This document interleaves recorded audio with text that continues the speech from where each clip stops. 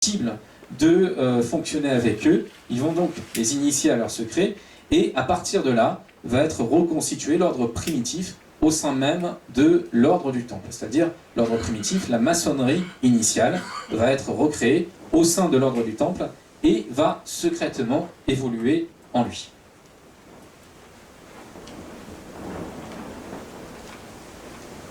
Et cette deuxième section de la maçonnerie parmi les chrétiens va nous raconter, donc suite à cela, ce qu'il est advenu après la disparition des Templiers. Et là, on rentre dans une histoire tout à fait fascinante.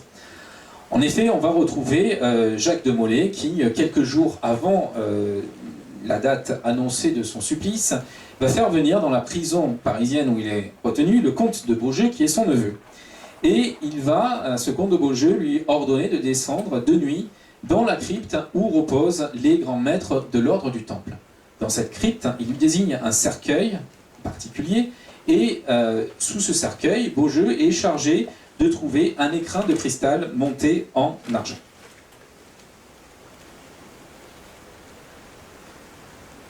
Alors Beaujeu va exécuter cette mission, et il va revenir voir Jacques de Molay, qui à partir de là va l'initier au mystère des Templiers. Molay fait jurer à Beaujeu de perpétuer l'ordre du Temple jusqu'à l'heure du jugement dernier. Et il va également remettre à son neveu 3 clés, en lui révélant que le cercueil sous lequel il a trouvé l'écrin de cristal contient un coffre en argent renfermant les annales et les papiers secrets de l'ordre du Temple, archives secrètes qui contiennent les principales connaissances sublimes de l'ordre. Ce sont les mots employés par l'auteur du manuscrit de Strasbourg. Après la mort donc de Jacques Molay sur le bûcher, Beaujeu va réunir 9 chevaliers. Ils vont mêler leur sang de façon fraternelle et faire vœu de maintenir l'ordre en vie tant qu'il existerait 9 architectes parfaits.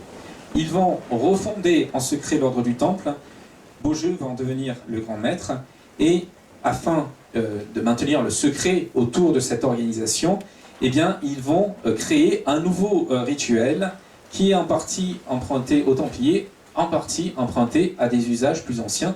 Évidemment, ça permet de déguiser sous une autre forme la survivance de l'ordre du Temple.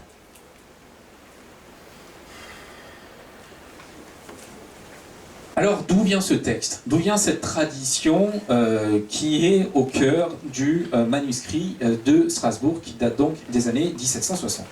L'étude littéraire de ce manuscrit de Strasbourg permet de dégager 2 choses. D'abord, il y a des tournures incorrectes dans ce texte qui témoignent que l'origine est germanique. Ça, c'est certain. Et le deuxième élément, c'est la référence à la rose-croix, qui est assez régulière dans le manuscrit de Strasbourg. On a donc, à partir de cette étude littéraire, la certitude que ce texte émane de milieux germaniques affiliés à la rose-croix. Et que c'est donc dans ces milieux-là qu'il faut chercher l'origine de cette tradition maçonnique. Alors effectivement, quand on va du côté des Allemands, de la franc-maçonnerie allemande, c'est là que naît la franc-maçonnerie templière, à travers différentes figures qui affirment avoir été initiées à ce mystère de la survivance occulte de l'ordre. Il y en a différentes, je vais en citer quelques-unes.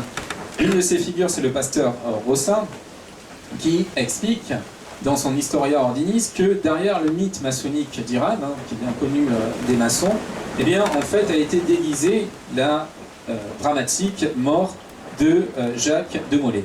Et le même Rossa explique que le maçon, il œuvre à une chose, c'est le triomphe à venir de l'ordre du Temple qu'il doit ramener sur le devant de la scène.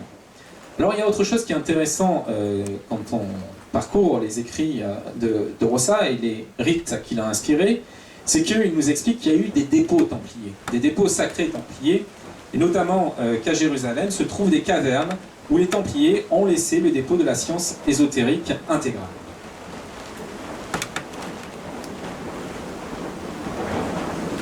Alors, autre exemple, en 1763 arrive à la loge des Trois Roses à Iéna un certain Johnson, et ce Johnson se dit missionné par les vrais supérieurs inconnus de l'ordre du Temple, et il aurait été chargé de former au sein de la maçonnerie une milice du Temple afin de ressusciter l'ordre du Temple au grand jour.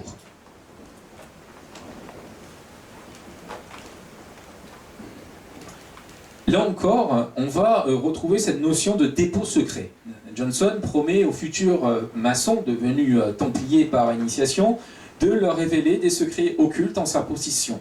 Et il leur fait miroiter qu'ils seront mis en possession des trésors cachés par les Templiers et qui avaient été accumulés par eux. Et il va citer 3 dépôts templiers dont il a la connaissance et où il pourra conduire les futurs initiés. L'un d'eux se trouverait en Chine, l'autre dans les monts glacés de la Savoie, et un dernier à Ballenstedt dans le Harz. Alors, ces gens-là, il faut le dire, sont souvent des aventuriers de l'occulte. C'est encore le cas du baron de Hund qui a élaboré les hauts grands templiers dans la maçonnerie allemande, et encore le cas de Johann August von Stark. Ce sont des aventuriers dans l'occulte, c'est-à-dire que c'est des gens qui régulièrement doivent fuir, puisque pour certains, ils sont impliqués dans des promesses qu'ils n'ont pas pu tenir, et la promesse de révélation du trésor des Templiers, évidemment, fait partie de ces promesses non tenues.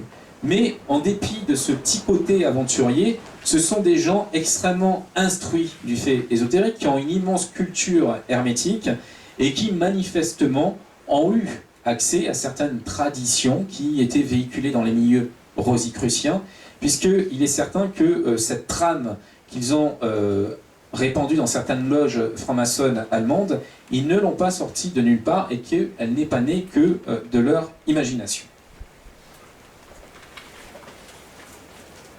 Alors, une des conséquences de cette légende de la survivance de l'ordre du Temple à travers la franc-maçonnerie, c'est que cette légende va être récupérée par l'anti-maçonnisme.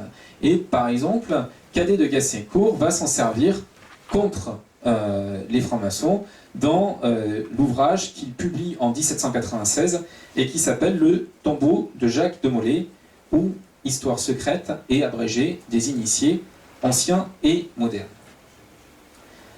La littérature antimaçonnique va donc elle aussi répandre cette tradition d'une survivance.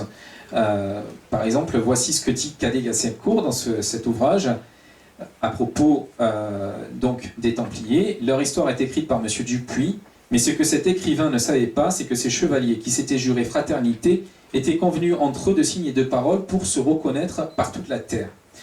C'est qu'ils tenaient effectivement des assemblées mystérieuses et que, déguisant leur intention sous des cérémonies symboliques, ils formèrent le projet d'usurper la souveraineté de tous les empires, comme s'ils avaient usurpé les plus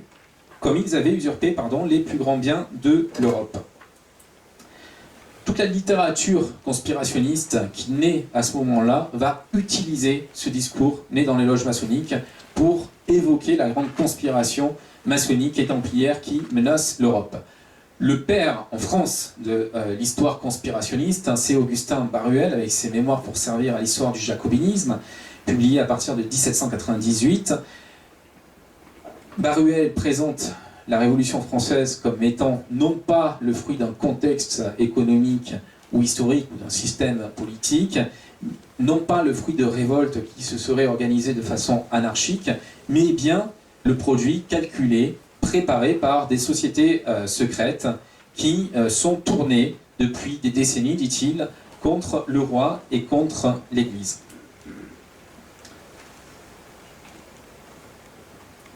Évidemment, c'est une période très riche pour cette histoire conspirationniste. Il y aurait énormément d'ouvrages à lister. C'est également à cette période-là qu'émerge toute la littérature concernant les Illuminés ou Illuminati, avec le marquis de Luchet, par exemple, qui publie l'essai sur la secte des Illuminés, qui est une réalité, puisque fondée par Weishaupt en 1776. Mais à partir de toutes ces sociétés ésotériques et hermétiques, à visée plus ou moins sociale, eh bien, va se développer une littérature qui est encore d'actualité aujourd'hui. Et le parallèle entre les deux périodes de l'histoire, ces deux périodes que sont la fin du XVIIIe siècle et notre propre époque, est de ce point de vue assez troublant. Alors, quand on lit donc cette littérature, eh bien, on retrouve ce genre d'assertion. Il y a donc en Europe une foule de loges maçonniques, mais elles ne signifient rien sous le rapport politique. Ce ne sont que de véritables séminaires. Les vrais maçons templiers ne sont que 108 sur la terre. Ce sont eux qui, par vengeance, par ambition et par système, ont juré le massacre des rois et l'indépendance de l'univers. Donc il faut détruire le roi et la religion.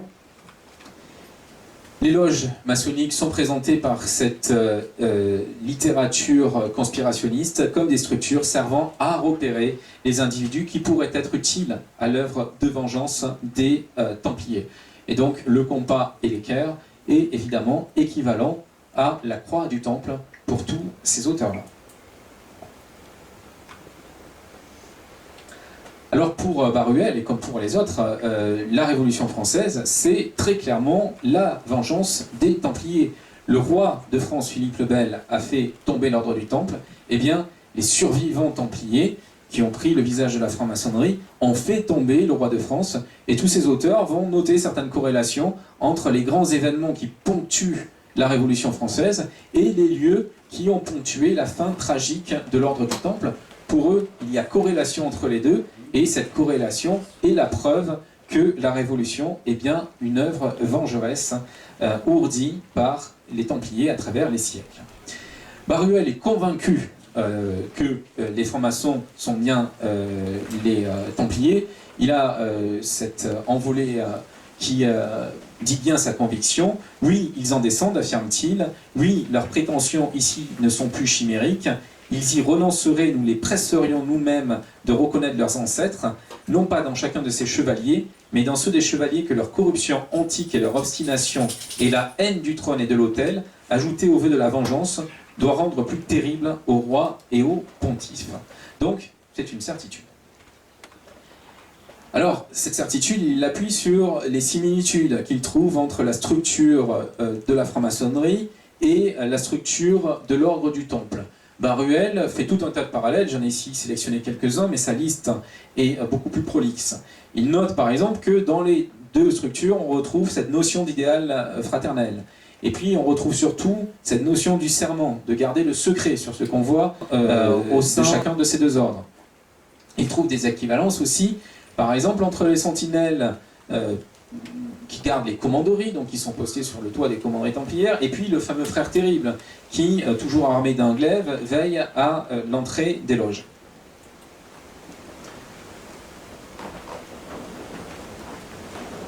Alors ça, c'est un type de survivance templière qui a occupé les esprits et qui les occupe encore. Et puis, il y a au XIXe siècle l'émergence d'un autre type de survivance templière qui est, par certains aspects, également lié à la maçonnerie, mais qui a une certaine indépendance par rapport à lui.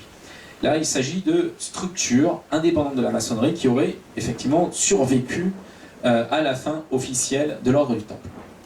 Le plus célèbre de ces ordres, de ces néo-ordres du Temple, c'est celui de Fabré Palaprate.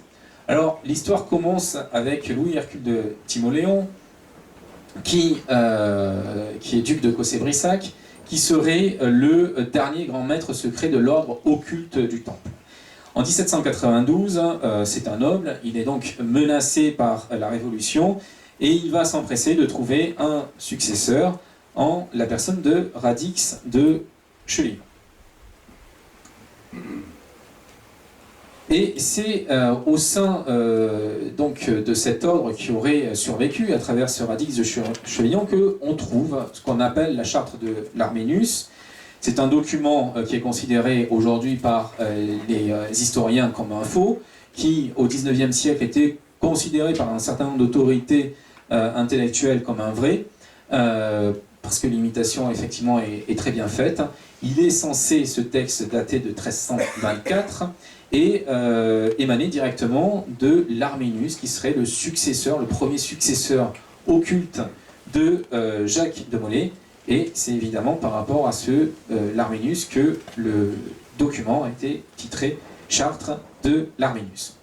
Alors fort de cet élément-là, qui fait vraiment autorité à l'époque, et puis d'un certain nombre de reliques qui sont présentées comme étant des reliques authentiques, par exemple le glaive de Jacques de Molay, ce genre de choses qui sont conservées par le néo-ordre du Temple de Fabré Palaprate, eh bien cet ordre va acquérir une notoriété publique certaine.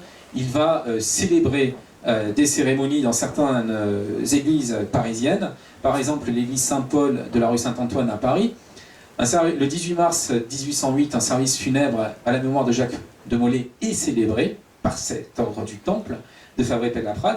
Un régiment d'infanterie est dépêché sur place, et à partir de là commence à courir dans Paris la rumeur que l'empereur soutenait lui-même les néo-templiers. Tout ça pour dire que à ce moment-là, c'est pas quelque chose de confidentiel qui reste dans le domaine des sociétés occultes. Non, c'est quelque chose de tout à fait public et dont on parle. Il n'y a qu'à consulter les mémoires rédigées par différentes personnes à l'époque pour s'en convaincre. C'est un débat tout à fait public. Alors évidemment, après cet exposé sur le spectre des Templiers, sur la façon dont les Templiers n'ont jamais cessé d'occuper les esprits, il faut aborder un certain nombre de questions concrètes sur cet ordre du Temple. On voit qu'avec le temps émerge dans les loges maçonniques un discours qui nous dit que les Templiers avaient des secrets et que l'ordre que l'on voyait en apparence n'était qu'une apparence, qu'il y avait quelque chose de plus secret à l'intérieur. Ces accusations, on les trouvait également dans le procès ourdi par Philippe le Bel, qui accusait les Templiers d'avoir une religion hérétique au sein de l'ordre du Temple, d'avoir donc ce qu'on appelle une règle cachée. Il y avait l'ordre officiel, et puis à l'intérieur, il y avait quelque chose de beaucoup plus sombre d'après Philippe le Bel. La question de la règle secrète. Les Templiers ont-ils eu une règle secrète, c'est-à-dire certains Templiers ont-ils été initiés à une autre religion qu'à celle qu'ils défendaient publiquement? Là aussi, c'est extrêmement confus au niveau documentaire, on n'a rien de concret. En 1877, va être publiée la fameuse règle secrète de Roncelin de Fosse. C'est une règle qui est publiée par un certain Merzoff. Elle est censée avoir été traduite à partir de copies réalisées par Munter, qui est un universitaire allemand, aux archives du Vatican vers 1780-90. On considère aujourd'hui, et certainement à très juste titre, que cette règle secrète est un faux, puisque effectivement quand on la lit, c'est trop beau pour être vrai. Alors, on va se pencher sur des documents plus fiables, et notamment cette enquête de Clément V que j'évoquais tout à l'heure. Clément V, quand Philippe le Bel a voulu faire tomber l'ordre du Temple, a voulu y voir clair. Et il a lancé, comme je l'ai dit, sa propre enquête de son côté. Philippe le Bel a mis des bâtons dans les roues, il a essayé d'éviter que Clément V ne rencontre les hauts dignitaires du Temple. Il n'empêche que Clément V a pu rencontrer certains d'entre eux. L'interrogatoire qu'il leur donne est beaucoup plus intéressant que celui préparé par Philippe le Bel, tout simplement parce qu'il va creuser un peu plus profondément les motivations des Templiers. Pour prendre un exemple, Philippe le Bel va poser cette question: avez-vous donc voué un culte à un chat noir? Le Templier répond oui, répond non, et puis on passe à une autre question. Quand on a une réponse positive dans les interrogatoires menés par Clément V, eh bien, la question suivante va demander pourquoi avez-vous fait cela. Et cette demande de justification va permettre d'éclairer les motivations de certains gestes templiers, par exemple le fameux reniement de la croix. On a accusé les Templiers de blasphémer sur la croix, de cracher sur elle. Ce fait est avéré, c'est-à-dire que plusieurs Templiers ont reconnu avoir effectivement injurié le Christ sur la croix et avoir craché sur la croix. Si on s'en tient aux interrogatoires de Philippe le Bel, on s'arrête là et on se demande pour quelle hérésie les Templiers commettaient un tel acte. Quand on va du côté de l'enquête de Clément V, autre chose apparaît, c'est-à-dire que ces rituels qui peuvent choquer quand on les regarde au premier degré sont en fait des rituels que l'on pourrait qualifier de militaires. Il s'agit de rituels de soumission, c'est-à-dire que le Templier, lorsqu'il rentre dans l'ordre du Temple, doit faire une seule fois le geste qu'il a le plus en abjection, à savoir injurier le Christ. Et pourquoi doit-il le faire? Il doit le faire pour montrer sa soumission absolue et totale à l'ordre du Temple. Autrement dit, il doit se renier lui-même pour rentrer dans l'ordre du Temple, et il doit prouver par là même qu'il est entièrement dévoué à la cause templière. Et on comprend bien à partir de là que Clément V ne pouvait pas en conclure que les Templiers étaient des hérétiques. C'est simplement des rituels de passage militaires qu'il a mis en œuvre, qui ont été mis en œuvre au sein de l'ordre du Temple, et Clément V rejette donc l'accusation d'hérésie portée par Philippe le Bel à l'égard des Templiers. Mais évidemment, Philippe le Bel va le faire plier en lui faisant du chantage et il ne pourra donc qu'abandonner les Templiers à leur sort. Alors un autre élément qui ressort souvent dans les accusations portées contre les Templiers, c'est le fameux Baphomet. Ce Baphomet qui serait une tête adorée par les Templiers. Le terme apparaît dans les aveux d'un Templier occitan le 13 novembre 1307, c'est Gosserand de Montespan qui est interrogé par Jean Daunois, sénéchal de Carcassonne, et il est interrogé dans les murs même du château de Carcassonne. On retrouve la même expression chez un autre Templier interrogé par le même Raymond Rubéi, et puis on la retrouve enfin chez un Templier italien.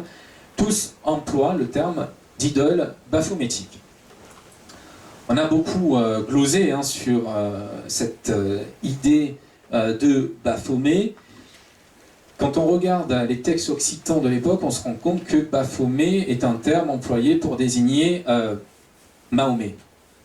Et si on prend le poème occitan Seigneur per los nostres peccats du troubadour Gavaudan, eh bien les Baphomarias dans ce texte-là désignent les mosquées. Une idole baphométique serait donc en fait une idole mahométane, et évidemment c'est un chef d'accusation qui serait porté contre les Templiers d'avoir été en quelque sorte converti à la religion ennemie.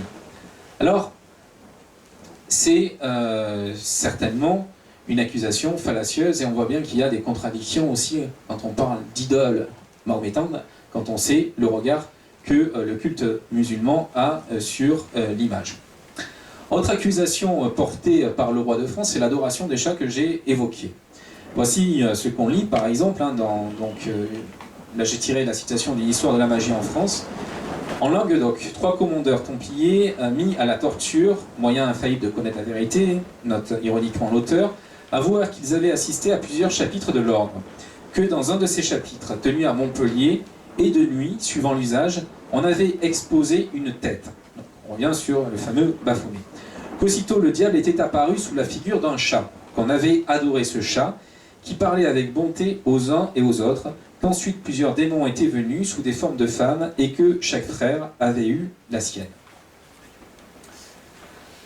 Alors je vais m'arrêter un petit peu sur cette histoire d'adoration de chat, parce que ça c'est très significatif de la nature des accusations portées à l'égard des Templiers. Il y a un répertoire d'hérésies, de motifs d'hérésie, qui sont ancrés dans tous les esprits à l'époque, et quand on veut accuser quelqu'un d'être un hérétique, on va lui reprocher d'avoir voué tel ou tel culte listé sur ce catalogage informel. Un de ces cultes, c'est le culte du chat. On retrouvait exactement les mêmes accusations contre les cathares. Par exemple, Alain de Lille, qui est un théologien français, dans son texte de la foi catholique contre les hérétiques, nous explique que le nom des cathares vient du mot chat, cathus, et que donc les cathares étaient des adorateurs du chat. Il vouait, nous expliquent certains hérésiologues de l'époque, un culte à un gros chat noir qui, évidemment, était le diable déguisé. Alors il y a une vraie guerre de l'Église contre les chats à ce moment-là, et on comprend pourquoi les Templiers ont été accusés d'adorer les chats. Grégoire IX, par bulle papale, avait décrété en 1233 que les chats noirs étaient les serviteurs du diable sur terre. Et j'ouvre ici une petite parenthèse parce que ça montre bien le climat de folie de l'époque. Innocent VIII, pour les mêmes raisons, demande l'éradication des chats. Et à ce moment-là, des millions de chats sont tués à travers toute l'Europe, au moyen de bûchers notamment. C'est des actes abominables, mais qui ont eu une conséquence, c'est la peste noire. La peste noire, c'est 25 millions de victimes en Europe, entre 30 et 50% de la population. Et les historiens sont d'accord pour dire aujourd'hui que c'est l'éradication des chats commandée par l'Église qui a permis aux rats asiatiques arrivés à Marseille à la fin du XIVe siècle de se multiplier et de se répandre sur tout le territoire. Autrement dit, on voit bien ici les conséquences de cette folie religieuse qui frappait les esprits. Alors, ce lien avec les chats, avec les cathares, évidemment, il a été défendu par un certain nombre d'auteurs hostiles aux Templiers qui ont affirmé, et Baruel reprendra ces affirmations au XIXe siècle, que les francs-maçons, les Templiers et les cathares étaient évidemment tous liés par la même hérésie, le manichéisme, à savoir ce mouvement fondé par Manès, qui est un des ennemis héréditaires de l'Église. C'est-à-dire qu'au fil des siècles, à mesure que différentes formes d'hérésie chrétienne apparaissent, eh bien systématiquement, on voit là encore l'Église catholique accuser ses adversaires désignés d'être des disciples de Manès. Alors ces affirmations-là, elles posent évidemment une question à beaucoup. S'il y a une hérésie templière, eh bien d'où vient cette hérésie templière? C'est au XIXe siècle qu'on va essayer d'explorer en profondeur ce sujet, et une des premières grandes figures à le faire, qui va impulser un véritable mouvement, c'est Friedrich Nicolai, qui affirme que l'hérésie templière dérive des hérésies gnostiques de l'Antiquité. Alors, il va ainsi nous présenter une généalogie particulière des croyances qu'auraient partagées secrètement les Templiers. Voici le schéma qu'il dresse. Les Templiers sont à ce moment-là implantés en Orient, et à travers la religion musulmane qu'ils côtoient, qu'ils fréquentent, il y a de nombreuses discussions, on le sait, entre Templiers et musulmans à ce moment-là, eh bien, ils captent des brides de l'hérésie gnostique qui ont été conservées chez les musulmans. Et dans le même temps, en Occident, eh bien, ils voient les cathares, et ils voient dans le catharisme des corrélations nombreuses entre la religion cathare et le gnosticisme qu'ils ont rencontré en Orient. Et ils voient que ces cathares sont évidemment réprimés par l'Église, et à partir de là, les Templiers auraient conçu la nécessité de garder ces brides de sagesse qu'ils auraient rencontrées en Orient secrètes, et c'est de là que serait née cette doctrine secrète du Temple. Ça ne serait pas une volonté initiale, d'après Nicolai, mais la volonté de se protéger de l'Église. Alors cette théorie gnostique, elle est très très populaire au XIXe siècle. Un autre de ses défenseurs, c'est le baron Amer Purgstall, et qui a écrit un texte, Mémoire sur deux coffrets gnostiques du Moyen-Âge, du cabinet de monsieur le duc de Blacas. Il a publié ce texte en 1832. Et alors pour lui, il n'y a pas à aller chercher le gnosticisme en Orient. En effet, pour Purgstall, eh bien, le gnosticisme a survécu en Europe jusqu'au XVe siècle.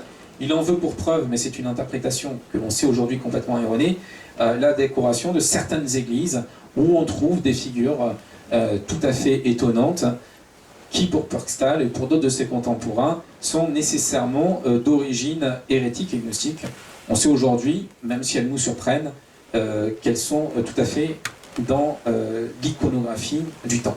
Alors ces fameux coffrets du duc de Blacas, en voici un relevé. C'est donc un coffret qui a été retrouvé, je vais vous montrer où ça, près du château des Sarrois, sur ce territoire voisin du château des Sarrois, où de nombreux objets antiques archéologiques ont été retrouvés. Mignard, un auteur français cette fois, Purgstall est allemand, Mignard va également s'intéresser à ce coffre, et tous vont lui prêter une origine templière, et tous vont voir en lui une preuve que les Templiers avaient une doctrine gnostique. Alors comme je le disais, ces interprétations, et notamment de la survivance du gnosticisme en Europe jusqu'au XVe siècle, s'appuient sur des lectures erronées de certains motifs religieux. Par exemple, Purgstall et Amer Purgstall, nous dit que certaines figures de femmes nues dans les églises ne peuvent avoir été créées par le catholicisme, qu'elles sont nécessairement gnostiques. En fait, je donne ici un exemple, c'est le portail de Saint-Trophime d'Arles. On sait aujourd'hui que ce sont des représentations édifiantes qui était tout à fait dans l'air du temps quand ces églises-là ont été conçues. Donc il y a beaucoup d'incertitudes, on le voit, il y a beaucoup d'approximations, beaucoup de documents dont on sait qu'ils sont des faux, et beaucoup de lectures dont on sait qu'elles sont aujourd'hui erronées. Ce qui pose, quand on s'intéresse de façon objective à l'ordre du Temple, une question: est-ce que cette hérésie templière est une chimère?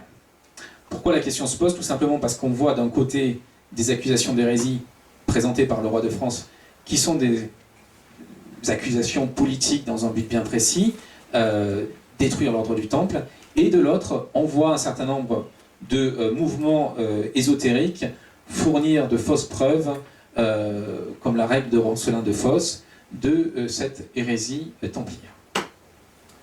Alors malgré tout, même s'il faut détruire énormément de rêveries autour de cette question de l'ordre du Temple, eh bien, on trouve des éléments significatifs qui nous font penser qu'il ne faut pas tout rejeter dès lors qu'on s'intéresse à la doctrine secrète des Templiers. Pourquoi? Parce que, par exemple, quand on s'intéresse à ce motif du Graal, qui apparaît pour la première fois chez Chrétien de Troyes, dans Perceval ou le Conte du Graal, eh bien, on va retrouver lié à ce dernier les chevaliers de l'ordre du Temple. On les trouve, ces Templiers, dans le Parsifal de Wolfram von Eschenbach.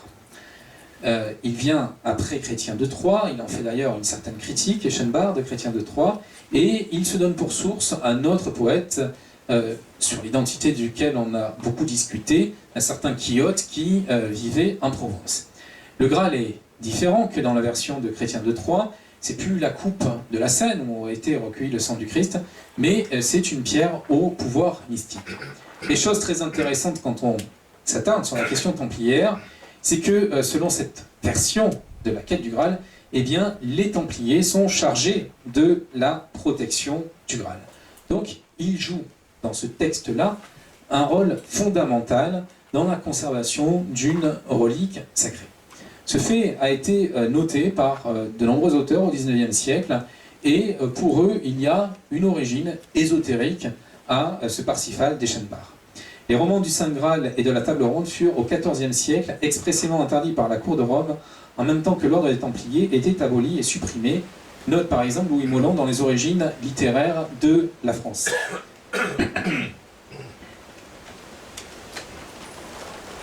Et donc, on en vient à se poser un certain nombre de questions. Est-ce qu'il n'y a pas véritablement une histoire secrète derrière toutes ces rêveries, une histoire authentique, et une histoire qui aurait pour un de ses pivots centraux les liens que pouvaient entretenir les cathares et les Templiers? S'agit-il là d'une piste sérieuse? Je vais attirer l'attention sur un lieu qui n'est pas très loin d'ici, puisqu'il se trouve dans les Pyrénées orientales. C'est l'ancienne commanderie du Masdéou. Alors, de cette commanderie, il ne reste plus grand-chose. Le seul bâtiment encore debout, c'est l'ancienne chapelle, qui était depuis très longtemps transformée en grange.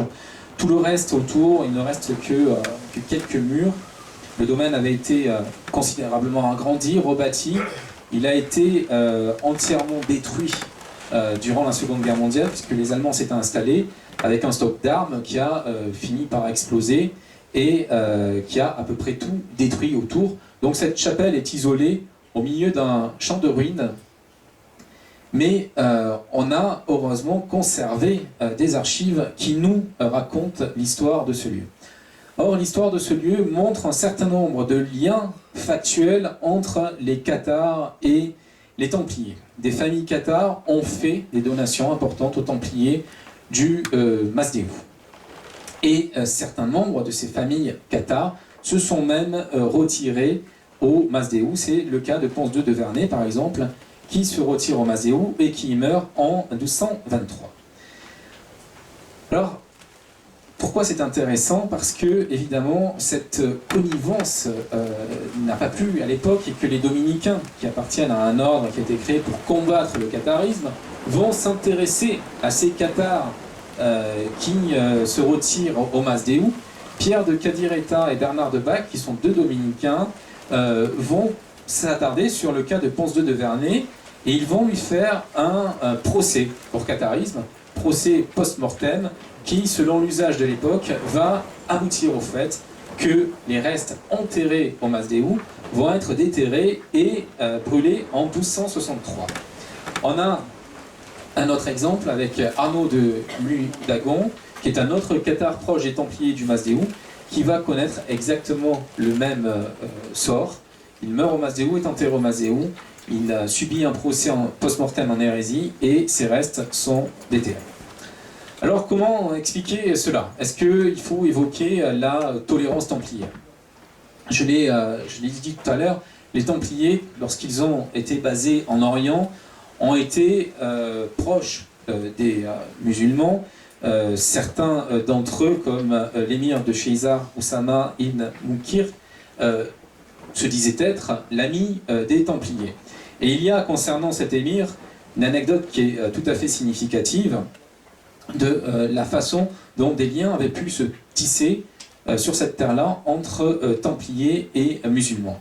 L'émir se rend un jour à la mosquée à l'Aqsa, qui est occupée à ce moment-là par les Templiers, et il se met à y prier selon le rituel musulman. Mais il se confronte à partir de là à un pèlerin franc, qui évidemment vit selon les mœurs européennes, qui n'a pas l'habitude de voir ce genre de pratique, et qui va malmener l'émir en le brusquant et en lui ordonnant de prier comme un chrétien.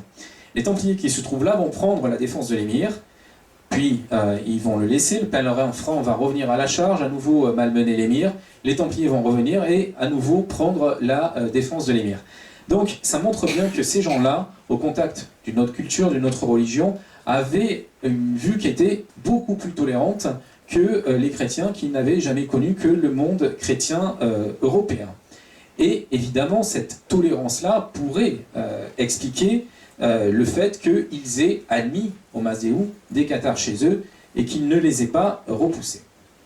Mais on a quand même des cas beaucoup plus poussés en fait que les deux que j'ai précédemment cités, et c'est le cas du cathare Pierre de Fenouillet. Pierre de Fenouillet qui est présent à Montségur en 1226 et qui se retire au Masdéou en 1242. Il va mourir peu après. Et là encore, une enquête est ouverte, on est quasiment 20 ans plus tard, en 1261.